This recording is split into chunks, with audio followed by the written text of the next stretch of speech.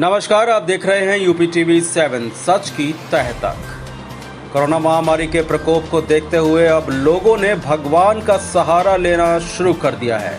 हवन पूजन कर वातावरण को शुद्ध बनाने की कवायद भी शुरू कर दी गई है। इसी कड़ी में कानपुर में समाजवादी पार्टी के कार्यकर्ताओं ने सपा कार्यालय में कोरोना नियमों के साथ मंत्र उच्चारण कर हवन पूजन और कुरान भी पढ़ी गई। इस मौके पर सपा के नगर अध्यक्ष डॉक्टर इमरान ने कहा कि सरकार के हाथ में कुछ भी नहीं है। इस महामारी से निपटने के लिए कोई तैयारी भी नहीं की गई थी। परंपरा के तहत पहले साधन से साधना की ओर आते हैं, इसलिए ईश्वर से प्रार्थना की है कि वह इस संकट से निकले और लोगों को सद्बुद्धि दे और हमें इस संकट से निकालें।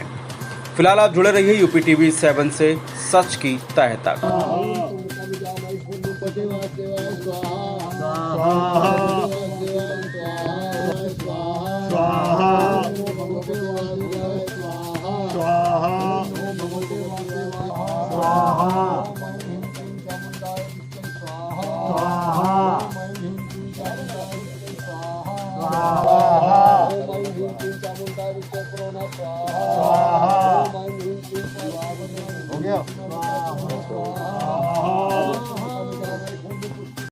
देखिए, ऐसा है कि पिछले जब से ये कोरोना महामारी का सेकेंड वेव आया है, सरकार के पास न दवाइयाँ हैं, न सिलेंडर हैं, न ऑक्सीजनेटेड बेड हैं, ना कोई व्यवस्था करा पा रही है।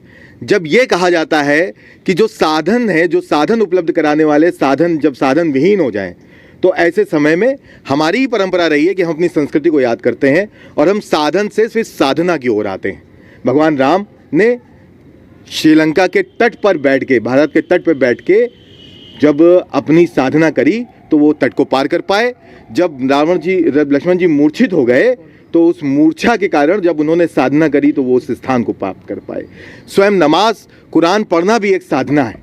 ऐसे समय में ईश्वर को याद करना ही सबसे बड़ा वो है। हम लोग अपने आपस में बचें, दूसरों से दूरी बना के रखें, मास्क लगा के रखें और तमाम तरह से जो ये हमारी नाकारी सरकार है जो कोई कार्य नहीं कर पाई, आज हम अपने विश्वास करके अपने ईश्वर को याद कर रहे हैं। समाजवादी पार्टी अपने ईश्वर को याद कर रही है कि ईश्वर ही अब कोई ऐसा कार्य कर सकता है कि इससे आम जनता को बचा ले जाए।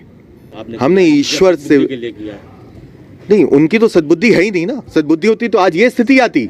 वो सद्बुद्धि है ही नहीं। हम सिर्फ अपने ईश्वर को याद कर रहे हैं।